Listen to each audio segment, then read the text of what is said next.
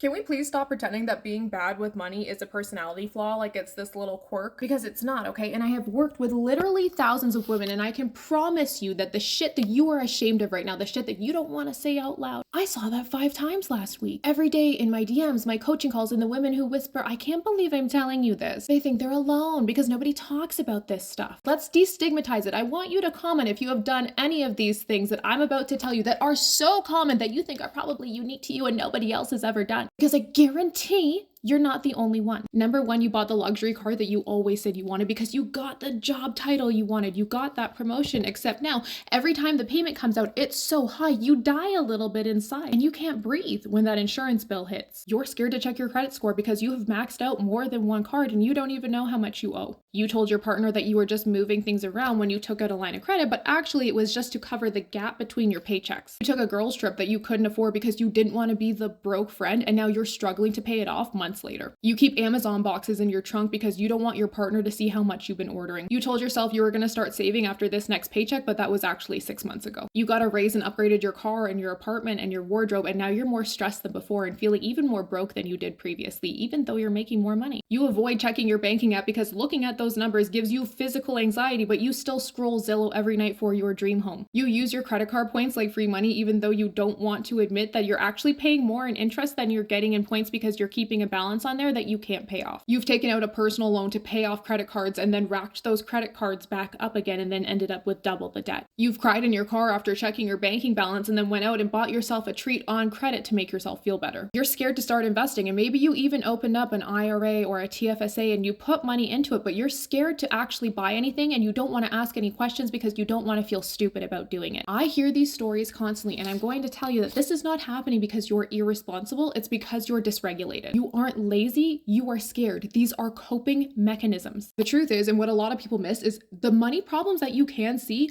those are the symptoms. That's not actually the root cause, and everybody spends all of their time trying to fix the symptom. How to pay down debt, how to invest, what are the right accounts to use. But like, credit card debt is a symptom. Not having enough money is a symptom. Living paycheck to paycheck is a symptom. The actual problem is the strategy and the belief system underneath. The conditioning that taught you to survive, not build wealth. And if you recognize this pattern, that's actually an amazing place to be because recognition is the first step to change. It's a data point. It's morally neutral. It's a starting ground. And once you finally understand why you do what you do, then you can put the things in place to help you do something different. This is what I help my students with every single day. We strip the shame, we get to the root, and then we problem solve. We build a system that works with your psychology, not against it. So if any of this hit home, you are not broken. You're just running on an old system, and it's time to rewrite it.